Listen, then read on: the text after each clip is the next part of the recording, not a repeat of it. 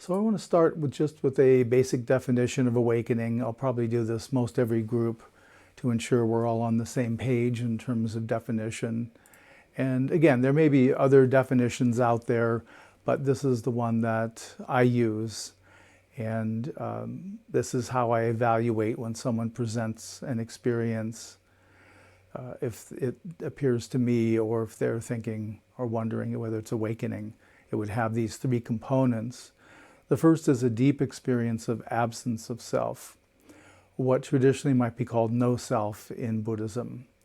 And the experiential effect of this is, if we normally self-reference, if I ask you, who are you? If we meet on the street, you would go through identifying, this is my name, perhaps my age, where I live, what I do for a living, a variety of things.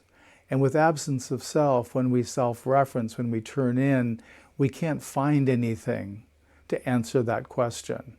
There's just this, in effect, a blackness.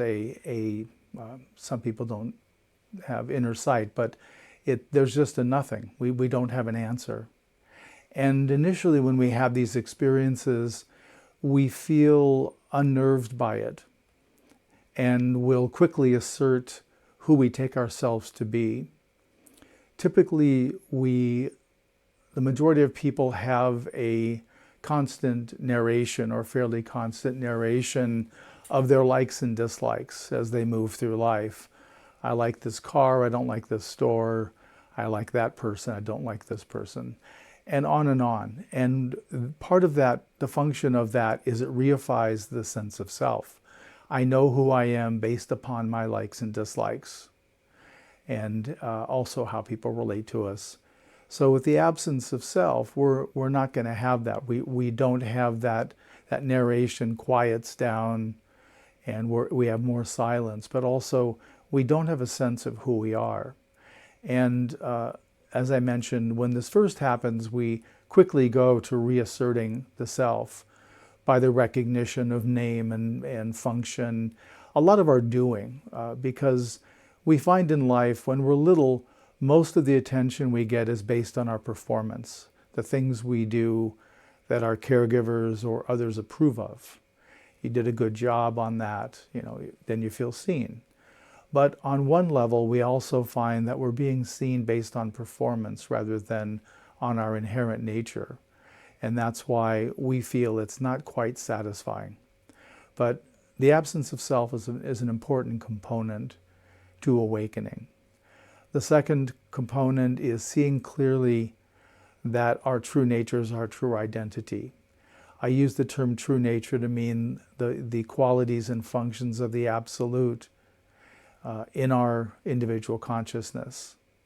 I use the term absolute to mean the source of all reality. The term absolute is commonly used in the Zen tradition to mean absolute truth or absolute reality, that it contains everything. So that makes it absolute.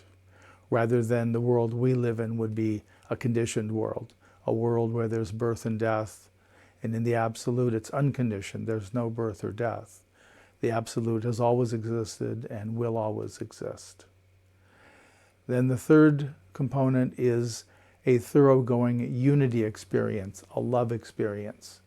Everything is the same love, is the same fabric of oneness. And that must include us. So it can't be my perception that everything I perceive is a oneness of love. I must be included in that perception. So all three of these components need to be present for an awakening to be verified.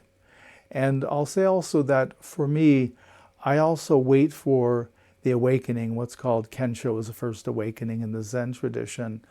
I look for a Kenshō of depth.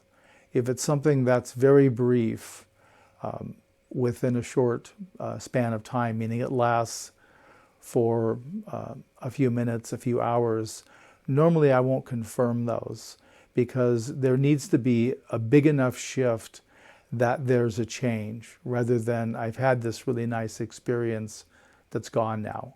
So it needs to be something that's thoroughgoing and have some depth to it.